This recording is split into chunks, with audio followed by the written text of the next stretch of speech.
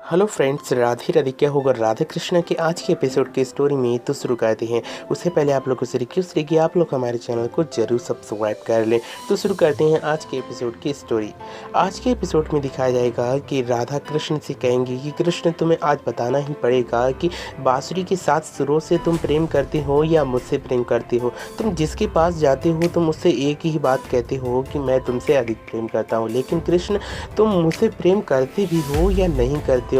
तब कृष्ण कहते हैं कि राधा, तुमने ऐसा प्रश्न किया है जिसका उत्तर तुम्हें यहाँ पर नहीं, तुम्हें और कहीं ले जाना पड़ेगा। पीछे से शाम छिपकर सारी बातें सुन रहा होता है और यह भी देख रहा होता है कि कृष्ण कहाँ जाने की बात कर रहे हैं। इसी बीच में कृष्ण अपनी उंगली को घुमाते हैं कि गोलोक का दरवाज़ा दिखने लगता है, जिसमें राधा का हाथ पकड़कर कृष्ण ले जाते हैं राधा को सीधे गोलोक में। और यह देखते हुए श्याम कहता है कि पिताश्री, आप मुझसे बचकर कहाँ जाएंगे? आप कहीं पर भी चले जाएं, मैं आपको ढूंढ लूँगा। और जैसे ही वह उस दरवाजे के पास जाता है कि लड़खड़ा कर वहीं पर गिर पड़ता है।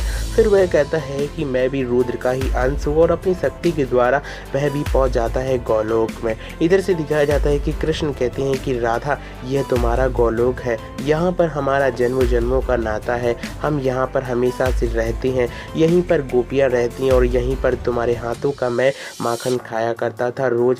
यह बात को सुनते हुए राधा पूछती है कृष्ण से, तो वह गोपियाँ कहाँ गई? तब कृष्ण कहते हैं कि जब राधा ही गोलोक में नहीं है तो गोपियाँ क्या करेंगी? सब तुम्हारी प्रतीक्षा कर रही हैं राधा, इसलिए जब तुम इस गोलोक में आओगी तब तुम्हारी सारी मनोकामनाएं और जितना भी जो तुम सोच रही हो वह पूर्ण हो जाएगा। यह बात को सुनते हुए कृष्ण आदेश देते हैं और कहते हैं कि मैं समस्त प्राणियों को आदेश देता हूँ कि वह अपने कान बंद कर लें, क्योंकि मैं जो कहने वाला हूँ वह केवल सिर्फ राधा सुनेगी। अगर कोई छिपकर यह बात को सुनेगा तो उसका दुष्परिणाम उसे भोगना ही पड़ेगा। इधर से सभी पूरे के पूरे विश्व में यही फैल जाता है कि पक्षी भी अपने कान बंद कर देते हैं। मृत्यु लोक से ले जाकर यहाँ तक यमराज के लोक तक की बहुत से जितने भी लोग होते हैं, वहाँ पर देवताओं के लोक में भी अपने कान बंद कर लेते हैं। यहाँ तक कि कैलाश पर्वत पर महादेव और माँ गौरी भी जो कृष्ण के आदेश के अनुसार अपने कान बंद कर लेती हैं। लेकिन शाम उस